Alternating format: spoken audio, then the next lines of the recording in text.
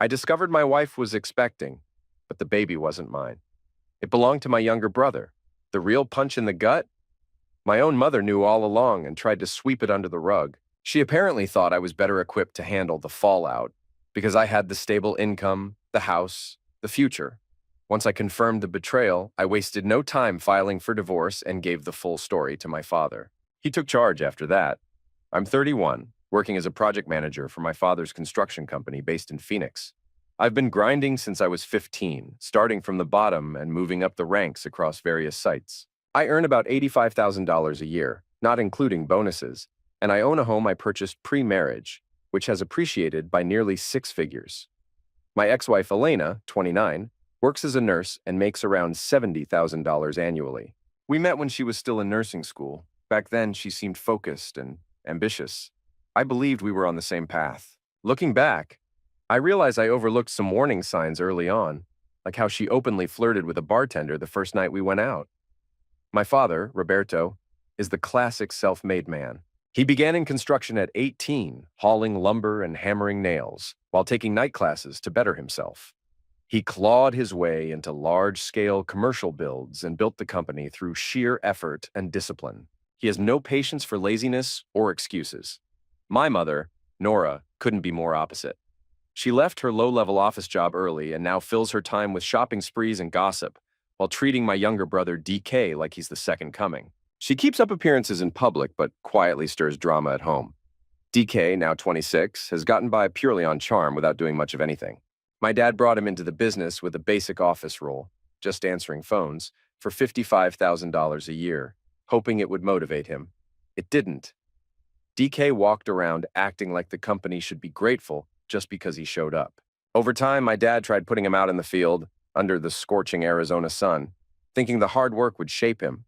But DK rarely lasted more than a shift. Meanwhile, I was doing the heavy lifting, learning electrical, carpentry, concrete work, drywall. By 20, I was managing housing developments. At 24, I earned a promotion based on performance.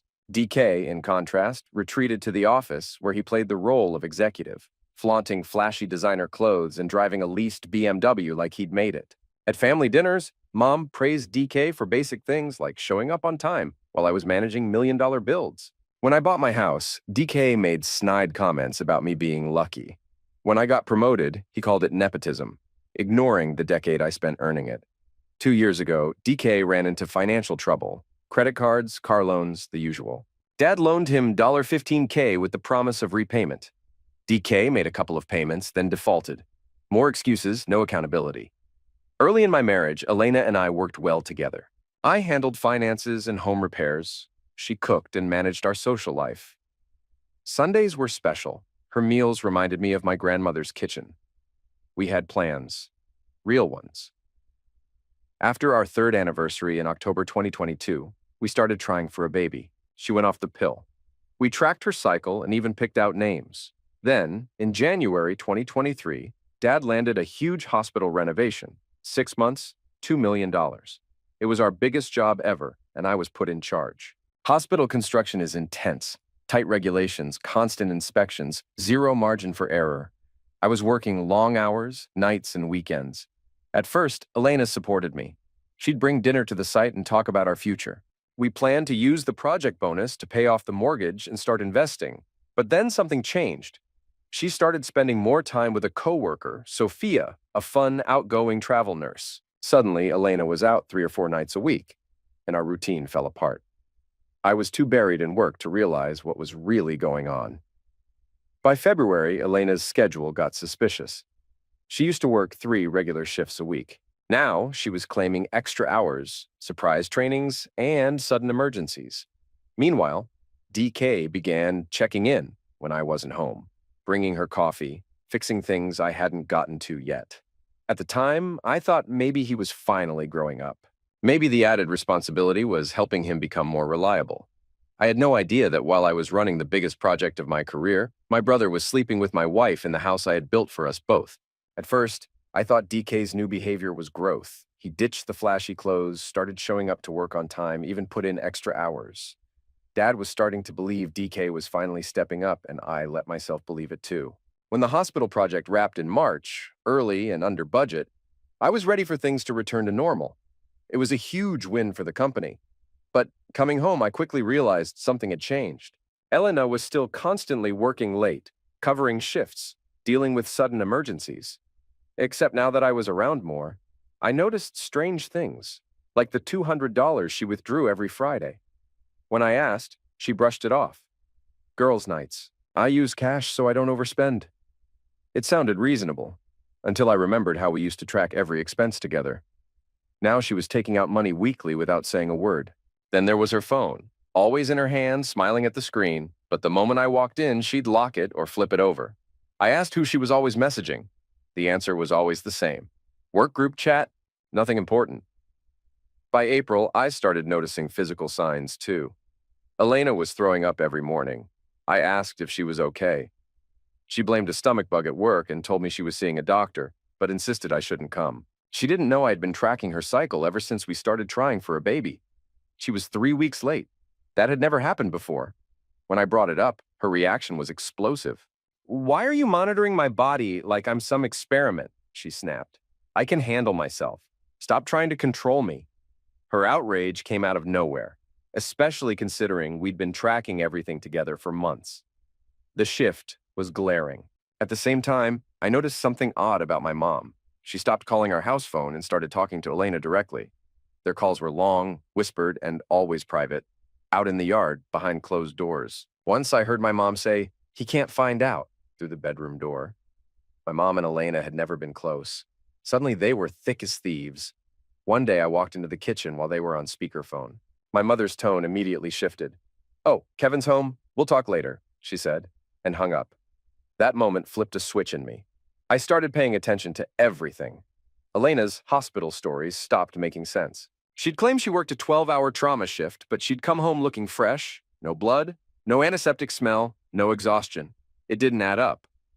Then one Tuesday in April, my truck broke down, and I caught a ride home with one of my foremen. I walked in around 2 p.m., 5 hours earlier than usual, and heard laughter. Elena was laughing in a way I hadn't heard in months. I rounded the corner and found her sitting far too close to DK on the couch. Their posture screamed intimacy. When they noticed me, they jumped apart like guilty teenagers. Elena's face went pale. "What are you doing home?" DK fumbled, spilling his coffee. "I was just in the neighborhood. Thought she might need company." He handed me a coffee, trying to play it off as thoughtful. I didn't say a word. But inside, I was burning. That night, I couldn't sleep. My gut told me the truth was right in front of me. Her erratic hours. The hidden calls. The pregnancy symptoms. DK suddenly playing the concerned brother-in-law? It was all starting to make sense. The next morning, I dug in.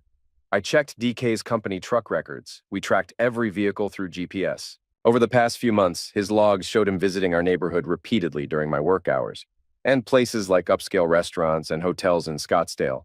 None of it tied to any projects. And that was just the beginning. Then I pulled up our shared calendar. The overlap was immediate and undeniable. Every time DK's truck appeared somewhere suspicious, Elena's schedule suddenly changed too. Extra shifts, last-minute calls from the hospital, emergencies that couldn't wait. I didn't stop there. I dug into our joint bank account going back 4 full months. The pattern was impossible to ignore. Every Friday, she withdrew exactly $200 in cash. And now I noticed payments to luxury restaurants and boutique hotels in Scottsdale. On days she claimed to be pulling doubles at the hospital. $180 at Fleming's on a Wednesday. $220 at the Four Seasons for tea on a Thursday when she said she had training. $95 for brunch at a hotel bistro on a Sunday she supposedly covered a sick colleague's shift. I started logging everything, a detailed daily account of her stated plans versus what the data showed. The more I documented, the clearer it became. To confirm my suspicions, I called her hospital. I posed as a relative with an urgent family emergency and asked to be transferred to Elena's department. The front desk nurse politely told me Elena wasn't on shift and hadn't been for 3 days. It was a Wednesday. Elena had told me she'd just worked a 12-hour Tuesday and was heading in again that evening. That was the moment the veil lifted. The next day, I told Elena I was staying home with a stomach bug. She left for what she claimed was a mandatory safety training. The second the door closed, I went straight to our shared family computer. We'd always used the same password. Team Adina, 2019, a cheesy souvenir from our last anniversary trip. I logged into her email, heart pounding, hands trembling. Right there at the top was a thread between her and my mother. Subject line, making sure Kevin never finds out. I froze. Just reading those words made me nauseous, but I forced myself to open it. There were months of messages. It started slow, February. My mom asked if Elena was certain about what was happening. She advised her to be cautious, saying maybe it was just a phase. But within weeks, the tone shifted. They began strategizing. My mother was actively coaching her on how to lie to me. Suggestions for excuses, what shifts to claim, when to say she was stuck at work, even offering her house as a rendezvous location when my dad had late meetings or golf games. One email from March hit like a freight train. Roberto's tea time is Thursdays at 2. He'll be gone until at least 6. If you park behind the alley, DK can come through the garage side door. I'll make sure no neighbors notice anything. Another. Say you're working a night shift Tuesday. Roberto will be with clients until 10. The house will be empty. DK told his roommate he's on a job site overnight. Then came the discussion about the pregnancy. In April, Elena had a confirmed appointment with her OB/GYN, 8 weeks along. But there was uncertainty about the father. My mother's reply was vile. Doesn't matter. Let Kevin think the baby's his. He'll step up. DK isn't ready for a child. Kevin has the job, the house, the stability. He'll make a better father anyway. Another one. Derek isn't built for real responsibility. This works out best for all of us. You get financial security. DK doesn't get tied down. Kevin gets what he's always wanted, a family. Elena pushed back, unsure. But what if Kevin notices the baby looks like DK? What if he figures it out? My mother responded coldly, we'll deal with it later. Just keep him convinced everything's normal. Sleep with him often enough to keep the timeline plausible. I sat there for hours, reading every word. My pulse wouldn't slow down. The betrayal was so deep it didn't even feel real. My wife, my brother, and my own mother, conspiring behind my back, building a reality for me to live in, one carefully engineered lie at a time. I copied every incriminating message, screenshot, and receipt, transferred it all to a USB, and printed the worst of it out. My hands trembled, but my thoughts were razor sharp. These people, my wife, my brother, and my own mother, had been quietly dismantling my life for months, believing I'd never see it coming. They thought they were clever. They weren't. I called my father right away. Dad, I need to meet at the office. Now. It's urgent, and I can't explain over the phone. 20 minutes later, I was in his office, dropping the truth on his desk. Everything. Elena's affair, the pregnancy, DK's involvement, and the fact that Mom hadn't just known about it, she'd helped. Coordinate it. My father said nothing for a long time. He just sat there, absorbing the weight of it all. When he finally spoke, his voice was disturbingly even, cold, composed. This is war, he said. Meet me at Marcus's office in 2 hours. Don't say a word to anyone. We're locking this down legally before anything else. Marcus Chun had been our corporate attorney for years, a meticulous man with a reputation for being absolutely ruthless in court, especially during divorces. Dad had already called ahead. Marcus had cleared his calendar. Inside his office, we spread out all the evidence like we were preparing a courtroom assault. He reviewed every document with a cold efficiency. Email chains, GPS records, bank statements, suspicious restaurant charges, inconsistencies in Elena's hospital shifts. After 20 minutes, he looked up and gave a nod. The house is untouchable. You bought it pre-marriage. It's yours alone. And with what you've brought me, we can move fast and shield your assets before this explodes. His advice was direct. Move all joint funds immediately. Protect my retirement accounts. Record every interaction. No confrontations until the legal structure was secured. I left his office and drove straight to the bank. I transferred $95,000 from our joint savings into my personal account, leaving $5,000 behind so it wouldn't seem suspicious. I also made sure that the $140,000 I had invested prior to our marriage, stocks, 401k, all of it, was clearly documented as separate property. Elena had no claim to it. Meanwhile, my father was making his own moves. He called the office and stripped DK of all access. No more company truck, no more credit card, no building badge. He instructed Linda, our admin manager, to reassign DK and lock down everything. By Monday, DK's key card wouldn't open a single door, and his truck wouldn't even start. I shut down every joint credit card except for one with a $2,000 cap, just in case she tried to retaliate financially. I also revoked her access to my personal accounts. Every move was calm, strategic, and within the law. That same night, while Elena was in the shower, her phone lit up with a message from DK. Been waiting for a moment like this. Can't wait to see you tomorrow at Mom's. Dad's working late, so we'll have the place to ourselves again. Don't forget to bring what you picked up yesterday. It was confirmation. Not only was the affair still active, it was intensifying. I took a screenshot and forwarded it to Marcus. That text was the final nail. I called my father and told him it was time to set the trap. We were going to host a family dinner at my house Saturday night. He understood without needing the details. He contacted my mom and DK separately and told them I had a big announcement to make. Something worth celebrating, something important enough that everyone had to be there. A promotion, a pregnancy, maybe a new home. He let them imagine whatever they wanted. I casually told Elena about the dinner on Friday evening. The second I mentioned DK would be attending, she stiffened. Her smile faded. "What's this about?" she asked. "Why are you planning a family dinner out of nowhere?" "Thought it'd be nice, some good news to share," I said with a smile. She pushed again. "Do I need to cook something special? Is it serious?" "Nothing to worry about," I replied. "I got the food covered." She didn't like that answer. "You're scaring me, Kevin. Relax, you'll find out tomorrow." The next day, Saturday, April 29th, I prepped the house like I was setting a stage. At my place setting at the table, I placed a manila envelope containing the divorce papers.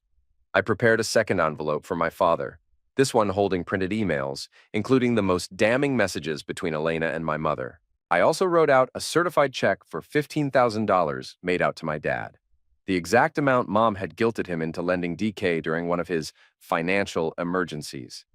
He deserved to be made whole before everything blew up. Elena was visibly unsettled all day. She kept circling the kitchen, asking me over and over what this announcement was. I just told her to wait. I made my signature tri-tip roast with chimichurri, our go-to meal for family dinners. I wanted everything to feel as normal as possible, right up until it didn't. Mom arrived first, gave me her trademark performative hug, and immediately asked where Elena was and what the big surprise might be. Dad walked in behind her, expression unreadable, and simply nodded at me. 20 minutes later, DK strolled in wearing a flashy shirt and his usual smug grin. He gave me a lazy pat on the shoulder as if we were best buddies. "So what's the news, man? Don't tell me Elena's finally knocked up? Took you long enough." He said it with a smirk, the kind of smile people wear when they think they've won. He thought he had beaten me, slept with my wife, snuck around behind my back, and gotten away with it.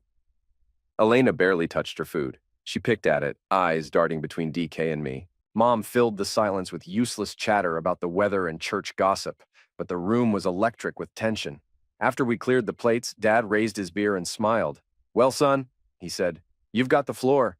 What's the news?" I stood up, reached for the envelope, and handed it to Elena. "I do have something to share," I said, keeping my voice steady. "These are divorce papers." The room froze. It was so quiet I could hear the fridge hum and a dog barking somewhere outside. Elena's face drained of color. "What is this?" My mother's hand flew to her chest like she'd been shot. "Kevin, what on earth? What are you doing?" I didn't even look at her. I turned to my dad and slid him the second envelope. "This one's for you. Emails between your wife and mine. Months of messages planning an affair between Elena and DK. Mom's been helping cover it up the whole time." Dad opened the envelope. He knew what was in there already, but as he read the words on the page, his fists clenched. DK jumped up so fast his chair hit the wall.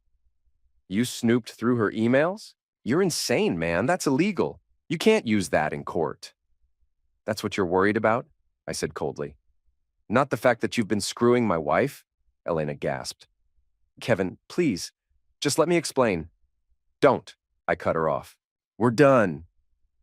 My father flipped to the page where Mom instructed Elena how to time her lies with his golf games. When Mom reached for the documents, he yanked them away. "Nora," he said, his voice shaking with rage. "What on earth is this?" She started stammering. "Roberto, I was trying to protect the family." "Protect it? You engineered its collapse." She tried to shift the blame. "She's the one who seduced DK. I was just trying to keep it from becoming worse." DK laughed, actually laughed. "Come on, guys. Kevin works 70 hours a week. Elena needed attention. I just filled in the gaps. That was when I realized I didn't need to yell. I didn't need to fight. They had buried themselves. All I had to do was walk away and let the wreckage speak for itself. That was the moment I snapped. I didn't think, I just moved. I came around the table and hit him square in the face with everything I had. I felt his nose collapse under my fist. Blood splattered across his ridiculous designer shirt as he fell backward, crashing into the china cabinet on the way down. Mom shrieked like someone was being murdered. Dad stood slowly, calm but terrifying, 6'1" and over 200 pounds of fury. "Get him out," he said coldly. DK was groaning on the floor, a pool of blood soaking into the hardwood. "You can't be serious, Dad," he tried to say through clenched teeth. "I'm dead serious. You're done here, fired, cut off. You're no longer my concern," Mom gasped. "Roberto, he's your child." "No, Kevin is my son." IDK just proved that blood doesn't mean a thing when you betray your own family. Elena burst into tears, practically choking.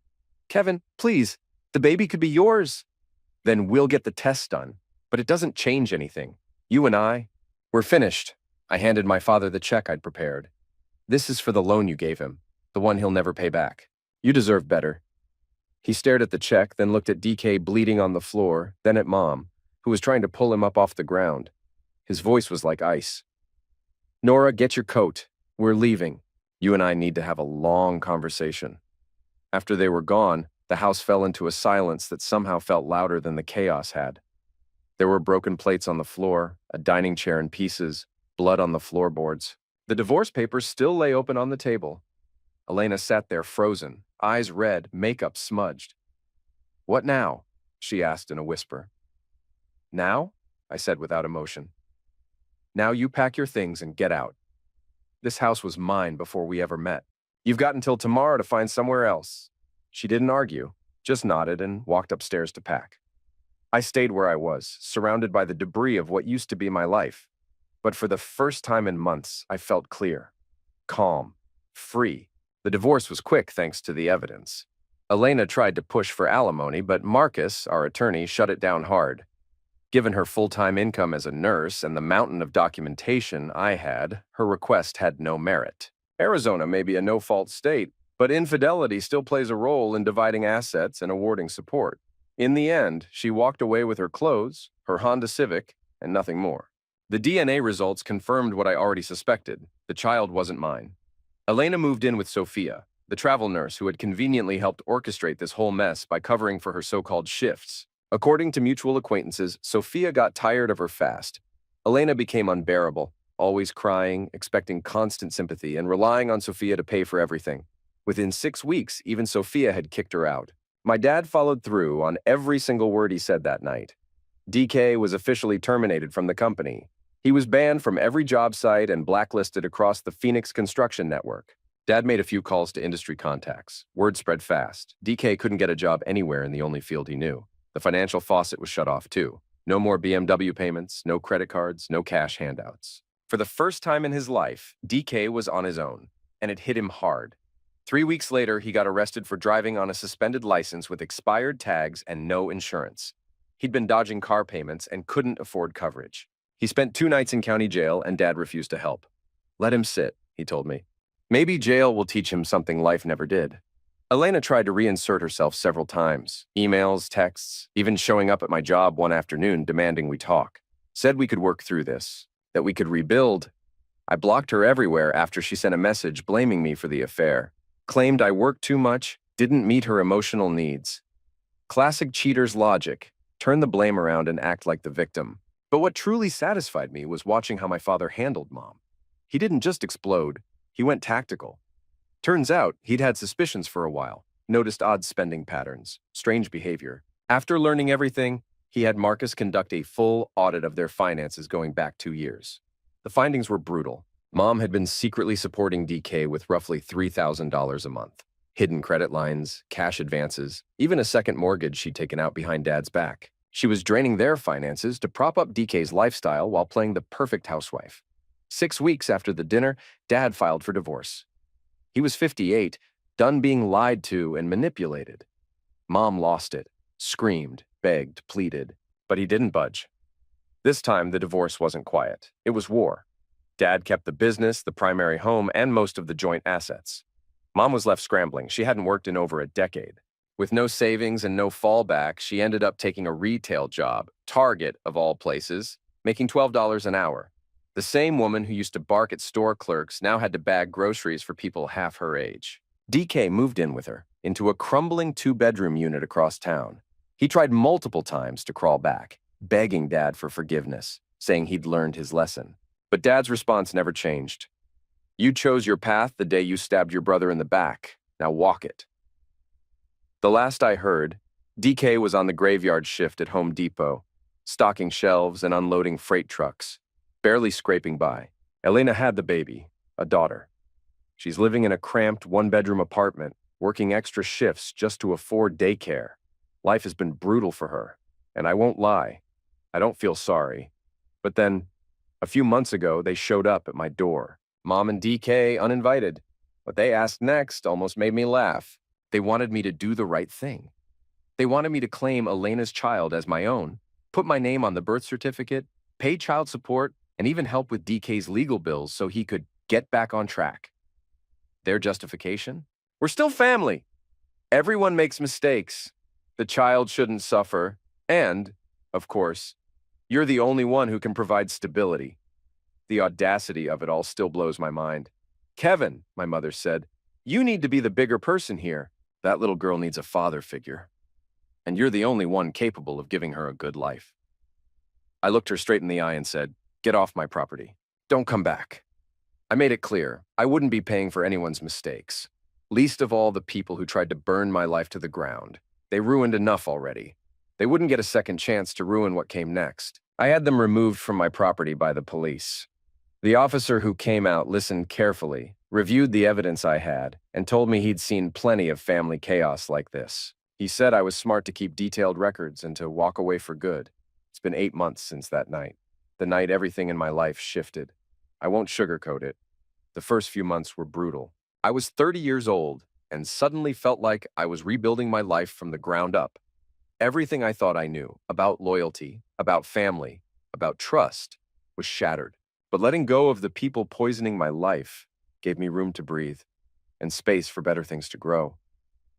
My relationship with my father has never been stronger. Shortly after the dust settled, he brought me in as a full business partner and handed me a 40% share of the company. We've been discussing expansion, moving into commercial real estate development, starting in Tucson, and maybe even branching out to Las Vegas. The company is thriving now. With Derek out of the picture, we've stopped losing clients and started attracting bigger contracts. 6 months after the divorce was finalized, I started dating again. That's when I met Sarah at a development conference in Vegas. She's an architect who focuses on medical facilities and large commercial builds.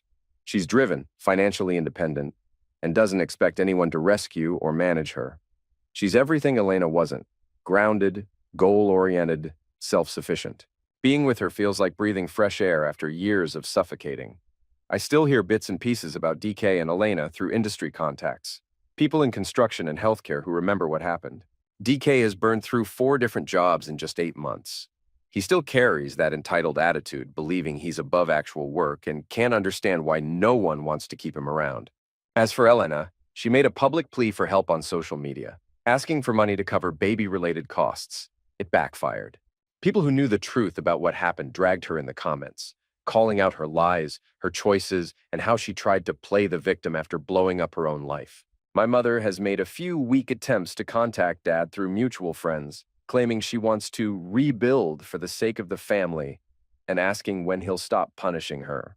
Every time he shuts her down. His message hasn't changed.